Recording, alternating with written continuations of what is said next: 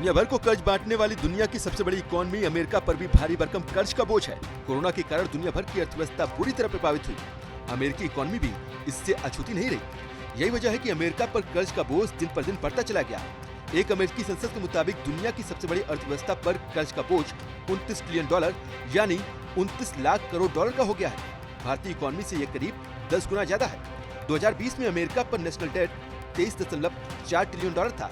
इस हिसाब से हर अमेरिकी पर $72,309 यानी 52 लाख से ज्यादा का कर्ज था और अब हर अमेरिकी पर इस समय करीब $84,000 यानी 60 लाख रुपए से ज्यादा का कर्ज है। अमेरिकी कांग्रेस एलेक्स मूनी ने कहा कि अमेरिका ने सबसे ज्यादा चीन और जापान से लोन लिया है, जो उसका दोस्त भी नहीं है।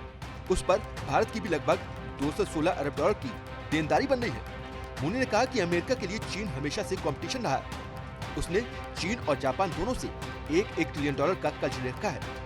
कर्ज के बढ़ते बोझ को ध्यान में रखते हुए मूनी ने $1.9 ट्रिलियन के नए राहत पैकेज का विरोध किया है। अमेरिका पर ब्राजील का भी $258 बिलियन का कर्ज है। साल 2000 में अमेरिका पर $6 ट्रिलियन का कर्ज था, जो ओबामा शासनकाल में दोगुना हो गया। जनवरी में प्रेसिडेंट जो बाइडेन ने कोविड के चलते हुए नुकसान से इकोनॉमी को संभालने के लिए $1.9 लाख करोड़ का कोरोना वायरस पैकेज देने का ऐलान किया था। पैकेज में लोगों को दी गई सीधी आर्थिक राहत, कारोबारियों को दिया गया सपोर्ट और टीकाकरण योजना के लिए दी गई रकम शामिल है। मूनी के मुताबिक राहत पैकेज को मंजूरी देने से पहले सांसदों को जीडीपी और कर्ज के अनुपात को देखना होगा, जो खतरनाक स्थिति में पहुंच गया है। तो वहीं अगर भारत की बात करें तो सरकार ने इस बजट में वित्त वर्ष 2021-22 के लिए 12 लाख करोड़ का कर्ज बाजार से लेने का फैसला किया है। अभी सरकार पर कुल कर्ज 147 लाख करोड़ का है। नए वित्त वर्ष में कर्ज लेने की घोषणा के बाद ये आंकड़ा 159 लाख करोड़ रुपए का हो जाता है।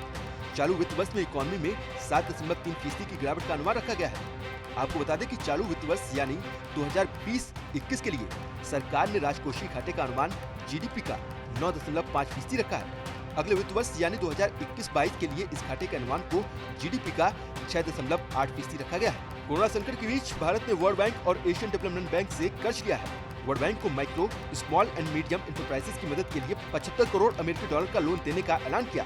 वहीं भारत में शिक्षा में सुधार से जुड़े कार्यों के लिए करीब 3700 करोड़ रुपए के कर्ज को मंजूरी दी गई। सरकार को जरूरी कर्ज को लेकर रिजर्व बैंक के गवर्नर शक्तिकांत दास ने पिछले दिनों कहा था कि आरबीआई अगले वित्त वर्ष के लिए 12 लाख करोड़ रुपए की भारी भरकम सरकारी उधारी को बिना किसी बाधा के जुटा लेगा। दास ने कहा कि महामारी की असाधारण घटना के चलते राजकोषीय संतुलन तय लक्ष्य से डगमगा गया है। अधिक राजकोषीय घाटे के साथ महंगाई बढ़ती है और आमतौर पर आरबीआई भी सरकार को इस तरह की चिंताओं के प्रति आगाह करता है।